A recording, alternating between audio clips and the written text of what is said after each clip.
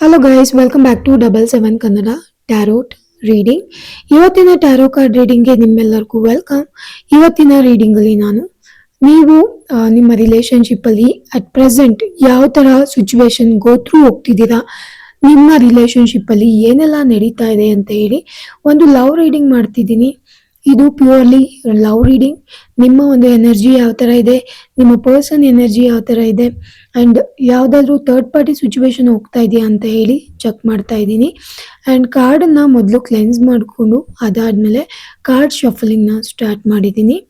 ನಾನು ಕಾರ್ಡ್ ಶಫಲಿಂಗ್ ಮಾಡುವಾಗ ನನ್ನ ಇಷ್ಟ ದೈವಗಳಾದ ರಾಘವೇಂದ್ರ ಸ್ವಾಮಿಗಳು, ಆಂಜನೇಯ ಸ್ವಾಮಿಗಳು, ಅಮ್ಮನವ್ರನ್ನ ನೆನೆಸ್ಕೊಂಡು ಕಾರ್ಡ್ ಶಫಲ್ನ ಮಾಡ್ತಾ ಇದ್ದೀನಿ. ಆ್ಯಂಡ್ ಇಲ್ಲಿ ಇನ್ನೊಂದೇನಂತ ಹೇಳಿದ್ರೆ, ನಿಮಗೆ ಯಾರಿಗಾದ್ರೂ ಪರ್ಸನಲ್ ರೀಡಿಂಗ್ ಬೇಕಂತ ಹೇಳಿದ್ರೆ ಡಿಸ್ಕ್ರಿಪ್ಷನ್ ಬಾಕ್ಸಲ್ಲಿ ನನ್ನ ವಾಟ್ಸಪ್ ನಂಬರ್ ಇದೆ. ನೀವು ಅದಕ್ಕೆ ನನಗೆ ವಾಟ್ಸಪ್ ಮೆಸೇಜ್ನ ಕಳಿಸ್ಬೋದು.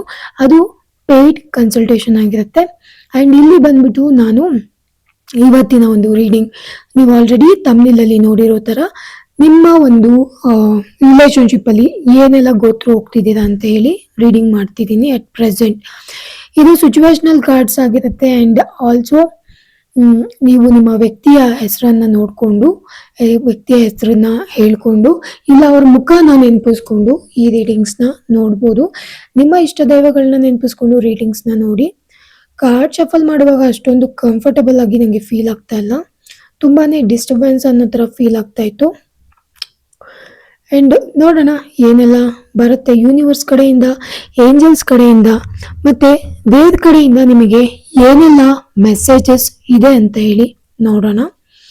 ತುಂಬಾ ಇಂಟ್ರೆಸ್ಟಿಂಗ್ ಆಗಿರೋ ಟಾಪಿಕ್, ಎಲ್ಲೂ ಮಿಸ್ ಮಾಡದೆ ಎಂಡ್ವರೆಗೂ ನೋಡಿ. ವಿಡಿಯೋ ರೆಸ್ಯುನೇಟ್ ಆದರೆ ಕಾಮೆಂಟ್ಸ್ ಮೂಲಕ ನನಗೆ ತಿಳಿಸಿ. ಇನ್ ಕೇಸ್ ರೆಸ್ಯುನೇಟ್ ಆಗಿಲ್ಲ ಅಂದರೆ ಒಂದು ಜನರಲ್ ರೀಡಿಂಗ್ ಥರ ಈ ಒಂದು ಕಾರ್ಡ್ ರೀಡಿಂಗ್ನ ನೋಡಿ ನೀವು ಎಂಜಾಯ್ ಮಾಡ್ಬೋದು. ನೋಡೋಣ ನಿಮ್ಮ ಪರ್ಸನ್ ಮನಸ್ಸಲ್ಲಿ ಏನು ಓಡ್ತಾ ಇದೆ, ಅವರು ನಿಜವಾಗ್ಲೂ ನಿಮ್ಮನ್ನು ಪ್ರೀತಿಸ್ತಾ ಇದ್ದಾರಾ, ಮತ್ತು ನಿಮ್ಮ ಮತ್ತು ಅವರ ಮಧ್ಯೆ ಯಾವ ಥರ ಒಂದು ಬಾಂಡಿಂಗ್ ಇದೆ ಎಲ್ಲದನ್ನು ಕಾರ್ಡ್ಸ್ ಮುಖಾಂತರ ಚೆಕ್ ಮಾಡೋಣ. ನಾನಿಲ್ಲಿ 5 ಕಾರ್ಡ್ಸ್ನ ತೆಗಿತೀನಿ. ಲಾಸ್ಟ್ ಕಾರ್ಡಲ್ಲಿ ನನಗೆ ಸಮಾಧಾನ ಅನಿಸ್ಲಿಲ್ಲ ಅಂದರೆ ಇನ್ನೊಂದು ಕಾರ್ಡ್ನ ತೆಗೆದ್ಬಿಟ್ಟು ಯೂನಿವರ್ಸ್ ಕಡೆಯಿಂದ ಅದಕ್ಕೆ ಸೊಲ್ಯೂಷನ್, ಪ್ರಾಬ್ಲಮ್ಸ್ಗೆ ಅಥವಾ ಏನಾದರೂ ಇದ್ದರೆ ಅದಕ್ಕೆ ಸೊಲ್ಯೂಷನ್ ನೋಡೋಣ. ಸದ್ಯಕ್ಕೆ 5 ಕಾರ್ಡ್ಸ್ ತೆಗ್ದಿದ್ದೀನಿ. ಮೊದಲನೇ ಕಾರ್ಡ್ ಬಂದ್ಬಿಟ್ಟು ಏಸ್ ಆಫ್ ವಾಂಡ್ಸ್ ಬರ್ತಾ ಇದೆ.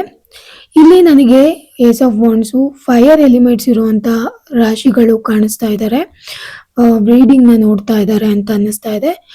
ಸಿಂಹ ರಾಶಿಯವರು, ಮಕರ ರಾಶಿಯವರು, ಧನುಸು ರಾಶಿಯವರ ಪ್ರೆಸೆನ್ಸ್ ಇದೆ. ಆ್ಯಂಡ್ ಈ ಒಂದು ಪ್ರೀತಿ ಹೊಸದಾಗಿ ಶುರುವಾಗಿರ್ಬೋದು, ಹೊಸ ಪ್ರೀತಿ ಥರ ಇಲ್ಲಿ ನನಗೆ ಕಾಣಿಸ್ತಾ ಇದೆ. ಇದು ಒಂದು ಪಾಸಿಟಿವ್ ಕಾರ್ಡ್ ಆಗಿದ್ರು ಕೂಡ ಇಲ್ಲಿ ನಿಮ್ಮ ಮತ್ತು ಅವರು ಫೀಲಿಂಗ್ಸ್ ಅಂದರೆ ನಿಜವಾದ ಪ್ರೀತಿಗಿಂತ ಫಿಸಿಕಲಿ ಅಟ್ರಾಕ್ಷನ್ ಆಗಿರೋದು, ಸೆಕ್ಷುವಲಿ ಲೈಕ್ ಅಟ್ರಾಕ್ಟ್ ಆಗಿಬಿಟ್ಟು ಒಂದು ಪ್ರೀತಿ, ಪ್ಯೂರ್ ಪ್ರೀತಿಗಿಂತ ಇಲ್ಲಿ ಜಸ್ಟ್ ಅಟ್ರಾಕ್ಷನ್ ಜಾಸ್ತಿ ಕಾಣಿಸ್ತಾ ಇದೆ ನನಗೆ. ಮೋರ್ ಓವರ್ ಇಲ್ಲಿ ಸೆಕ್ಷುವಲ್ ಅಟ್ರಾಕ್ಷನ್ ತುಂಬ ಜಾಸ್ತಿ ಕಾಣಿಸ್ತಾ ಇದೆ. ನಿಮ್ಮಲ್ಲಿ ಏನೋ ಲೈಕ್ ನೋಡೋಕ್ಕೆ ಚೆನ್ನಾಗಿರ್ಬೋದು, ಡ್ರೆಸ್ ಚೆನ್ನಾಗಿ ಹಾಕ್ಬೋದು, ಲೈಕ್ ನಿಮ್ಮನ್ನು ನೀವು ಪ್ರೆಸೆಂಟ್ ಮಾಡ್ಕೊಳ್ಳುವಂಥ ರೀತಿ ಚೆನ್ನಾಗಿರ್ಬೋದು, ಅಥವಾ ಈ ವ್ಯಕ್ತಿಗೆ ನೀವು ತುಂಬ ಯೂನಿಕ್ ಆಗಿ ಡಿಫ್ರೆಂಟ್ ಆಗಿ ಕಾಣಿಸ್ಬೋದು. ಸೊ ಆ ಕಾರಣ ಈ ವ್ಯಕ್ತಿ ನಿಮ್ಮ ಕಡೆ ಅಟ್ರಾಕ್ಟ್ ಆಗಿರೋದು, ನಿಮ್ಮ ಕಡೆ ಬಂದಿರೋದು ಇಲ್ಲಿ ಕಾಣಿಸ್ತಾ ಇದೆ. ಆ್ಯಂಡ್ ಮೋರ್ ಓವರ್ ಇದು ಫಿಸಿಕಲ್ ಲೈಕ್ ಸೆಕ್ಷುವಲ್ ಎನರ್ಜಿ ತುಂಬ ಜಾಸ್ತಿ ಕಾಣಿಸ್ತಾ ಇದೆ. ಪ್ಯೂರ್ ಲವ್ ಅಂತ ಹೇಳೋದಕ್ಕಿಂತ ಜಾಸ್ತಿ ಇಲ್ಲಿ ಬೇರೆ ಥರ ಅಟ್ರಾಕ್ಷನ್ ನನಗೆ ಕಾಣಿಸ್ತಾ ಇದೆ. ಆ್ಯಂಡ್ ಇದು ಬಂದು ಏನೋ ಒಂದು ನಿಮ್ಮ ಕಡೆ ಅಟ್ರಾಕ್ಟ್ ಆಗಿ ಬಂದು ನಿಮ್ಮನ್ನ ಮಾತಾಡ್ಸಿರೋದು, ನಿಮ್ಮ ಜೊತೆ ಸ್ನೇಹ ಬೆಳೆಸಿರೋದು, ಅದಾದ್ಮೇಲೆ ಪ್ರೀತಿಯಾಗಿ ಕನ್ವರ್ಟ್ ಆಗಿರೋದು ಇಲ್ಲಿ ಕಾಣಿಸ್ತಾ ಇದೆ. ಗಿವ್ ಆ್ಯಂಡ್ ಟೇಕ್ ಚೆನ್ನಾಗಿ ಆಗಿದೆ ಅಂತ ಹೇಳಿ ಕಾಣಿಸ್ತಾ ಇದೆ. ಇಲ್ಲಿ ನೀವು ಕೂಡ ಅವ್ರ ಹತ್ರ ಇಂಟ್ರೆಸ್ಟ್ ಇದೆ, ಅವರು ಕೂಡ ನಿಮ್ಮ ಕಡೆ ಇಂಟ್ರೆಸ್ಟೆಡ್ ಇದ್ಬಿಟ್ಟು ಲೈಕ್ ಈ ಒಂದು ರಿಲೇಶನ್ಶಿಪ್ ಸ್ಟಾರ್ಟ್ ಆಗಿರೋ ಥರ ಕಾಣಿಸ್ತಾ ಇದೆ. ಸೊ ಸ್ಟಾರ್ಟಿಂಗಲ್ಲೆಲ್ಲ ಚೆನ್ನಾಗೇ ಇದೆ. ಆ್ಯಂಡ್ ಮೋರ್ ಓವರ್ ನೀವು ಅವ್ರಿಗೆ ಚೆನ್ನಾಗಿ ಲೈಕ್ ಚೆನ್ನಾಗಿ ಅವ್ರ ಜೊತೆ ಇರೋದು, ಅವರು ಕೂಡ ನಿಮ್ಮ ಜೊತೆ ಚೆನ್ನಾಗಿರೋದು ಅದೆಲ್ಲ ಕಾಣಿಸ್ತಾ ಇದೆ. ಬಟ್ ತುಂಬಾ ಯುನೀಕ್ ಆಗಿರುವಂಥ ಪರ್ಸ್ನಾಲಿಟಿ ಅಂತ ಹೇಳಿ ನಿಮ್ಮ ಕಡೆ ಅಟ್ರಾಕ್ಟ್ ಆಗಿರೋದು ಕಾಣಿಸ್ತಾ ಇದೆ. ನಿಮ್ಮ ಒಂದು ರಿಲೇಶನ್ಶಿಪ್ಪಲ್ಲಿ ಮೊದಲು ಈ ಥರ ಇತ್ತು, ಬಟ್ ಹೋಗ್ತಾ ಹೋಗ್ತಾ ಏನು ಪ್ಯಾಷನ್ ಇಲ್ಲ, ಪ್ಯಾಷನ್ನ ಕಳ್ಕೊಂಡಿರೋದು ಇಲ್ಲಿ ಕಾಣಿಸ್ತಾ ಇದೆ. ರಿಲೇಶನ್ಶಿಪ್ಪಲ್ಲಿ ಪ್ರಾಬ್ಲಮ್ಸ್ ಬಂದಿರೋದು ಕಾಣಿಸ್ತಾ ಇದೆ.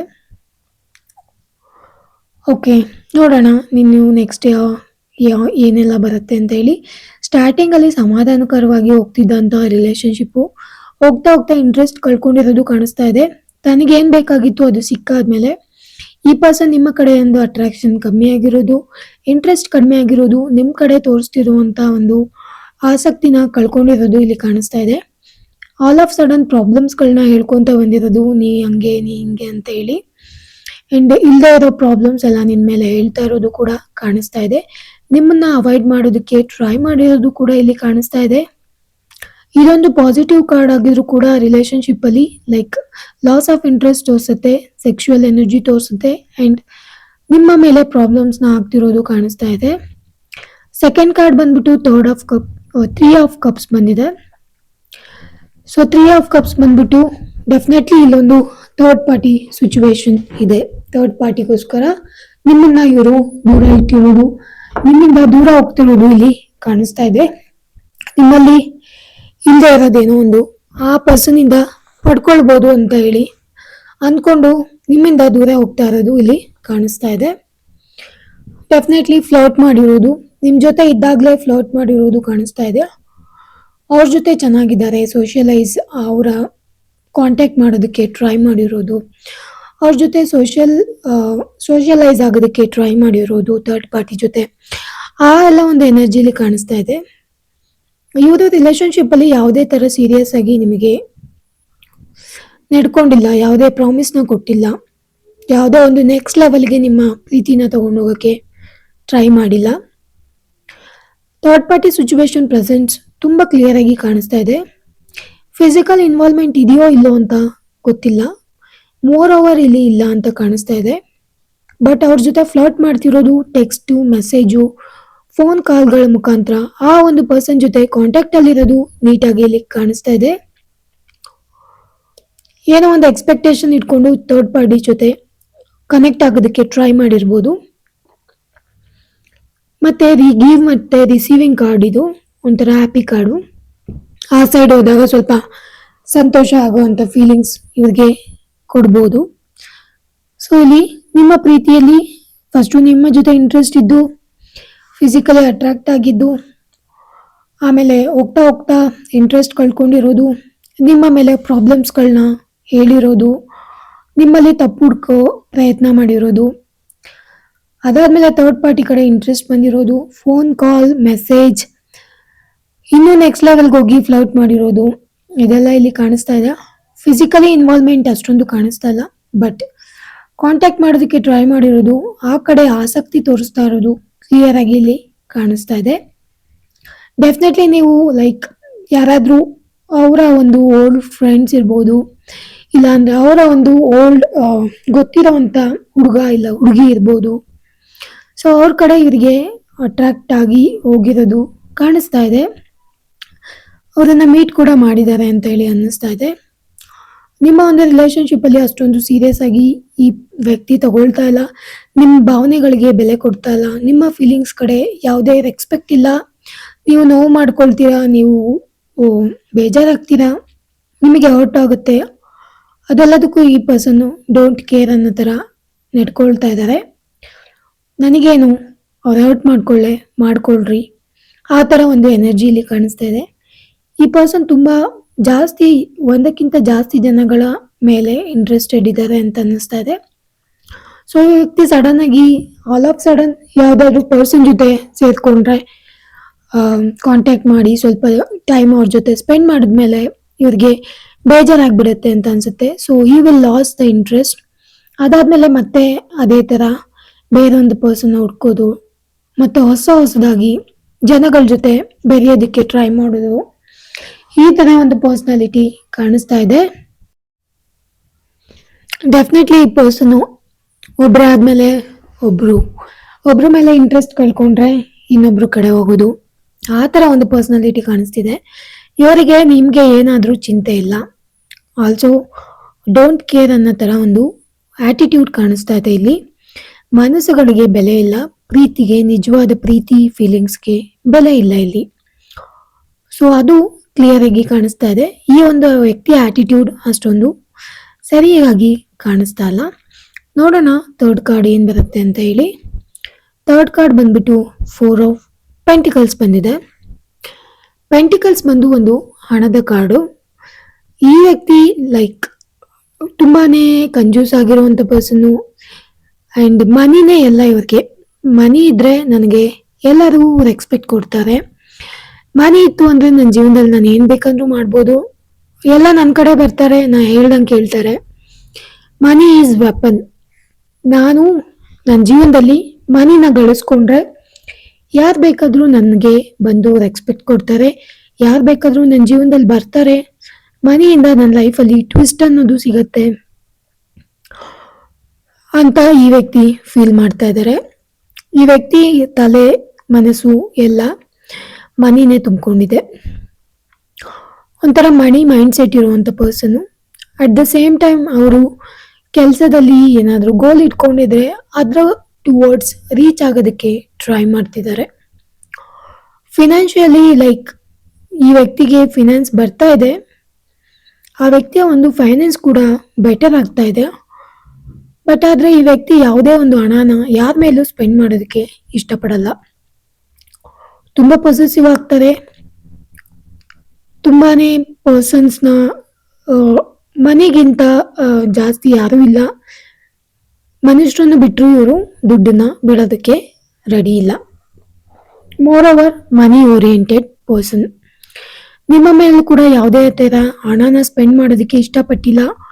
ನಿಮ್ಮ ಕಡೆಯಿಂದ ಏನಾದರೂ ಹಣ ಖರ್ಚಾಗಿದ್ರೆ ಡೆಫಿನೆಟ್ಲಿ ಈ ಪರ್ಸನಿಂದಾನೇ ಖರ್ಚಾಗಿರುತ್ತೆ. ಇವರು ನಮಗೆ ಆ ಕಷ್ಟ ಇದೆ ಈ ಕಷ್ಟ ಇದೆ ಅಂತ ಹೇಳಿ ಅಮೌಂಟಿನ ಇಸ್ಕೊಂಡಿರುವಂಥ ಚಾನ್ಸಸ್ ಕೂಡ ತುಂಬ ಜಾಸ್ತಿ ಇದೆ.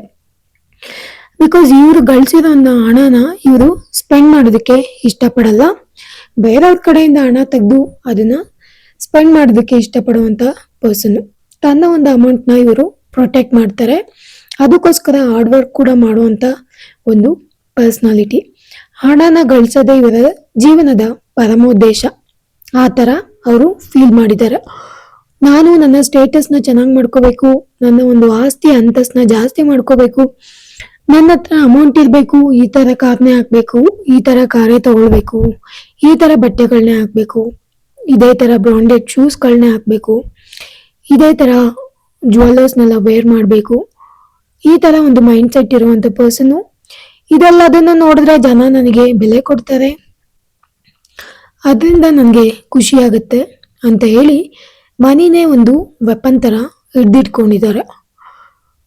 ಈ ವ್ಯಕ್ತಿಗೆ ವರ್ಕಲ್ಲೂ ಅಷ್ಟೇ ಪ್ರಮೋಷನ್ ಎಲ್ಲ ಆಗುವಂಥದ್ದು ಅಥವಾ ಪರ್ಮನೆಂಟ್ ಜಾಬ್ ಸಿಗುವಂಥದ್ದು, ಲೈಕ್ ಗೌರ್ಮೆಂಟ್ ಜಾಬ್ ಎಲ್ಲ ಆಗಿದ್ರೆ ಅದು ಪರ್ಮನೆಂಟ್ ಆಗುವಂಥ ಚಾನ್ಸಸ್ ಕೂಡ ಕಾಣಿಸ್ತಾ ಇದೆ. ಅದ್ರ ಸಲುವಾಗಿ ಈ ವ್ಯಕ್ತಿ ತುಂಬಾನೇ ವರ್ಕ್ ಮಾಡ್ತಿರೋದು ಕೂಡ ಕಾಣಿಸ್ತಾ ಇದೆ. ಆ ಒಂದು ಎಫೆಕ್ಟ್ ಏನಾಗ್ತಿದೆಲ್ಲ ವರ್ಕ್ ಮಾಡ್ತಿರೋದು ಅದು ಇವ್ರಿಗೆ ಬೆನಿಫಿಟ್ನ ತಂದು ಕೊಡ್ತಾ ಇದೆ. ಬಟ್ ಇವರು ಇದೆಲ್ಲ ಮಾಡ್ತಿರೋದು ಮನಿಗೋಸ್ಕರನೇ. ಓಕೆನಾ? ಇನ್ ಕೇಸ್ ನಿಮ್ಮ ಹತ್ರನೂ ಏನಾದರೂ ಇವರು ಬಂದಿದ್ರು ಅಂದ್ರೆ, ಇನ್ ಕೇಸ್ ನಿಮ್ಮ ಹತ್ರ ಏನಾದ್ರು ಪ್ರಾಪರ್ಟಿ ಹಣಕಾಸಿನ ಒಂದು ವ್ಯವಸ್ಥೆ ಎಲ್ಲ ಚೆನ್ನಾಗಿತ್ತು ಅಂದ್ರೆ ಅದನ್ನು ಕೂಡ ನೋಡ್ಕೊಂಡು ಬಂದಿರುವಂತ ಚಾನ್ಸಸ್ಸು ತುಂಬಾ ಜಾಸ್ತಿ ಇದೆ. ತುಂಬಾನೇ ಜಾಸ್ತಿ ಕನ್ನಿಂಗ್. 1 ರೂಪಾಯಿನೂ ಇವರು ಖರ್ಚು ಮಾಡಲ್ಲ. ಬೇರೆಯವ್ರ ಮೇಲೆ 1 ರೂಪಾಯಿನೂ ಕೂಡ ಸ್ಪೆಂಡ್ ಮಾಡಲ್ಲ. ನಿಮ್ಮ ಹತ್ರ ಇದ್ರೆ ನಾನು ಬರ್ತೀನಿ, ಇನ್ ಕೇಸ್ ಏನಾದರೂ ನೀವು ಮಾಡಿದ್ರೆ ನಾನು ಅಮೌಂಟಿಂದ ಉಪಯೋಗ ತಗೊಳ್ತೀನಿ ಅನ್ನೋ ಪರ್ಸನ್. ಫೋರ್ತ್ ಕಾರ್ಡ್ ಬಂದ್ಬಿಟ್ಟು ಕಿಂಗ್ ಆಫ್ ಕಪ್ಸ್ ಬಂದಿದೆ. ಸೊ ಕಿಂಗ್ ಆಫ್ ಕಪ್ಸ್ ನೋಡೋಣ ಏನ್ ಬರುತ್ತೆ ಅಂತ. ಕಿಂಗ್ ಆಫ್ ಕಪ್ಸ್ ಬಂದ್ಬಿಟ್ಟು ಒಂದು ಮೇಲ್ ಎನರ್ಜಿ ತೋರಿಸ್ತಾ ಇದೆ. ಲೈಕ್ ಇಲ್ಲಿ ಈ ವ್ಯಕ್ತಿಗೆ ಪಾಸ್ಟ್ ಅಲ್ಲಿ ಆಗಿರೋ ಟ್ರಾಮಾಗಳೆಲ್ಲ ಈ ವ್ಯಕ್ತಿನ ಈ ತರ ಆಕ್ಷನ್ ತಗೊಳ್ಳೋ ತರ ಮಾಡ್ತಾ ಇದೆ. ಅಂದ್ರೆ ಇವರ ಬ್ಯಾಕ್ಗ್ರೌಂಡ್ ಅಷ್ಟೊಂದು ಸ್ಟ್ರಾಂಗ್ ಆಗಿಲ್ಲ ಅಂತ ಅನ್ಸುತ್ತೆ. ಫಿನಾನ್ಷಿಯಲಿ ಅವರು ತುಂಬಾ ಸ್ಟ್ರಾಂಗ್ ಆಗಿಲ್ಲ ಅಂತ ಅನ್ಸುತ್ತೆ. ಸೊ ಹಂಗಾಗಿ ಈ ವ್ಯಕ್ತಿ ಫಿನಾನ್ಸ್ ಇಂದ ಓಡ್ತಿರೋದು.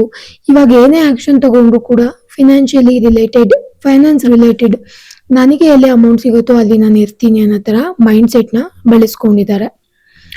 ಈ ವ್ಯಕ್ತಿ ಹತ್ರ ಐಡಿಯಾಸ್ ತುಂಬಾ ಜಾಸ್ತಿ ಇದೆ. ತುಂಬಾ ಜನ ಟೀಚರ್ ಫೀಲ್ಡ್ ಅಲ್ಲಿ ವರ್ಕ್ ಮಾಡ್ತಿರ್ಬೋದು, ಆರ್ಟಿಸ್ಟ್ ಆಗಿರ್ಬೋದು ಅಥವಾ ಸೈಂಟಿಸ್ಟ್ ಆಗಿರ್ಬೋದು, ರಿಸರ್ಚ್ ಎಲ್ಲ ಮಾಡ್ತಾರಲ್ಲ ಆ ಒಂದು ಫೀಲ್ಡ್ ಅಲ್ಲಿ ಕೆಲಸ ಮಾಡುವಂಥದ್ದು ಇರ್ಬೋದು.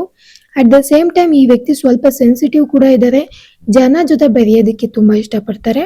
ಜನ ಜೊತೆ ಬೆರೆದ್ರು ಕೂಡ ಅಷ್ಟೊಂದು ಓಪನ್ ಅಪ್ ಆಗಲ್ಲ ಇವರು. ಅಂಡ್ ಇವರ ಒಂದು ಥರ್ಡ್ ಪಾರ್ಟಿ ಸಿಚುವೇಶನ್ ಅಲ್ಲಿ ಇದಾರಲ್ವಾ ಇವಾಗ ಥರ್ಡ್ ಪಾರ್ಟಿ, ಆ ಒಂದು ರಿಲೇಶನ್ಶಿಪ್ ಅಲ್ಲಿ ಸ್ಟೆಬಿಲಿಟಿ ಇಲ್ಲ ಅಂತ ಕಾಣಿಸುತ್ತೆ. ಸೊ ಹಂಗಾಗಿ ಸ್ಟೆಬಿಲಿಟಿನ ತಗೊಂಡ್ಬರೋದಕ್ಕೆ ಟ್ರೈ ಮಾಡ್ತಿದ್ದಾರೆ. ಈ ವ್ಯಕ್ತಿ ನಿಮ್ಮ ಹತ್ರ ಇಲ್ದಿರುವಂಥದ್ದು ಏನೋ ಒಂದು ಥರ್ಡ್ ಪಾರ್ಟಿ ಹತ್ರ ಸಿಗತ್ತೆ ಅಂತ ಹೇಳಿ ಅನ್ಕೊಂಡು ಯೋಚನೆ ಮಾಡ್ಕೊಂಡು ಹೋದ್ರು. ಬಟ್ ಆದ್ರೆ ಇಲ್ಲಿ ಉಲ್ಟಾ ಆಗಿದೆ. ಥರ್ಡ್ ಪಾರ್ಟಿನೂ ಬಂದ್ಬಿಟ್ಟು ಮನಿ ಮೈಂಡ್ ಸೆಟ್ ಇರ್ಬೋದು, ನೀನು ಇಷ್ಟು ಹಣನ ಗಳಿಸ್ಲೇಬೇಕು, ಹಣ ತರಬೇಕು, ಹಣ ಇದ್ರೇನೆ ನಿಮಗೆ ಎಲ್ಲರೂ ರೆಸ್ಪೆಕ್ಟ್ ಕೊಡೋದು, ಹಣನೇ ಒಂದು ಲೈಕ್ ಇವ್ರು ಯಾವ ತರ ಹಣದ ಬಗ್ಗೆ ಥಿಂಕ್ ಮಾಡ್ತಿದಾರೋ ಅದೇ ತರ ಥರ್ಡ್ ಪಾರ್ಟಿ ಕೂಡ ಇವರಿಗೆ ಪುಷ್ ಮಾಡ್ತಿರೋದು, ಹಣ ಗಳಿಸು ಅಂತ ಹೇಳಿ ಪ್ರೆಷರ್ ಆಗ್ತಿರೋದು, ಅಥವಾ ಇವ್ರ ಹಣನ ಅವರು ಹಿಡ್ದಿಟ್ಕೊಳ್ಳೋಕೆ ಟ್ರೈ ಮಾಡ್ತಿರೋದು, ಇದೆಲ್ಲ ಇಲ್ಲಿ ಕಾಣಿಸ್ತಾ ಇದೆ. ಸೊ ಬೇಸಿಕಲಿ ಈ ವ್ಯಕ್ತಿ ಹೋಗಿದ್ದಾರೆ ಥರ್ಡ್ ಪಾರ್ಟಿಗೆ. ಬಟ್ ಇವಾಗ ನಿಮ್ಮ ಸದ್ಯದ ಪರಿಸ್ಥಿತಿಲಿ ಥರ್ಡ್ ಪಾರ್ಟಿ ಸಿಚುವೇಶನ್ ನೋಡ್ಬಿಟ್ಟು ಇವರಿಗೆ ನಿಮ್ಮ ಒಂದು ಬೆಲೆ ಗೊತ್ತಾಗ್ತಾ ಇದೆ. ಅಟ್ಲೀಸ್ಟ್ ನೀವ್ ಹಂಗಿರ್ಲಿಲ್ಲ ಅಂತ ಹೇಳಿ ಗೊತ್ತಾಗ್ತಿದೆ. ಇನ್ನು ಲಾಸ್ಟ್ ಕಾರ್ಡ್ ಬಂದ್ಬಿಟ್ಟು 8 ಆಫ್ ಸೋರ್ಟ್ಸ್ ಬಂದಿದೆ. ಥರ್ಡ್ ಪಾರ್ಟಿ ಸಿಚುವೇಶನ್ ಅಲ್ಲಿ ಸ್ಟೆಬಿಲಿಟಿ ಇಲ್ಲದೆ ಇರೋ ಕಾರಣ ಈ ವ್ಯಕ್ತಿಗೆ ಎಲ್ಲ ಬಂದು ನಾನು ಟ್ರ್ಯಾಪ್ ಆಗಿದ್ದೀನಿ ಅನ್ನೋ ಫೀಲಿಂಗ್ ಇದೆ. ನಿಮ್ಮ ಹತ್ರ ಇದ್ದಾಗ್ಲೇನೆ ಚೆನ್ನಾಗಿತ್ತು, ಸೊ ಆಲ್ ಆಫ್ ಸಡನ್ ನಾನೆಲ್ಲ ಚೇಂಜ್ ಮಾಡ್ಕೊಂಡು ಈ ತರ ಬಂದೆ. ಇವಾಗ ನನ್ನ ಪರಿಸ್ಥಿತಿ ತುಂಬಾ ಇಕ್ಕಟ್ಟಿಗೆ ಸಿಗಾಕೊಂಡಿದೆ, ನಾನು ಟ್ರ್ಯಾಪ್ ಆಗಿದ್ದೀನಿ, ಬೇಡ ಆಗದೆ ಇರೋ ಅಂತ ಒಂದು ಸಮಸ್ಯೆನ ನಾನೇ ತಂದಿಟ್ಕೊಂಡಿದ್ದೀನಿ. ಮೊದಲಿನ ಪರ್ಸನ್ ಈ ತರ ಇರ್ಲಿಲ್ಲ, ಈ ಪರ್ಸನ್ ನನಗೆ ಈ ತರ ಮಾಡ್ತಾ ಇದ್ದಾರೆ, ನನ್ನನ್ನ ಕಂಟ್ರೋಲ್ ಮಾಡೋದಕ್ಕೆ ಟ್ರೈ ಮಾಡ್ತಿದ್ದಾರೆ, ನನ್ನನ್ನ ಹಿಡ್ದಿಟ್ಟಿದ್ದಾರೆ, ನನ್ನನ್ನ ನಾನು ಎಲ್ಲೋ ಬಂದು ಟ್ರ್ಯಾಪ್ ಆಗಿದ್ದೀನಿ ಅನ್ನೋ ಒಂದು ಫೀಲಿಂಗ್ ನನಗೆ ಬರ್ತಾ ಇದೆ.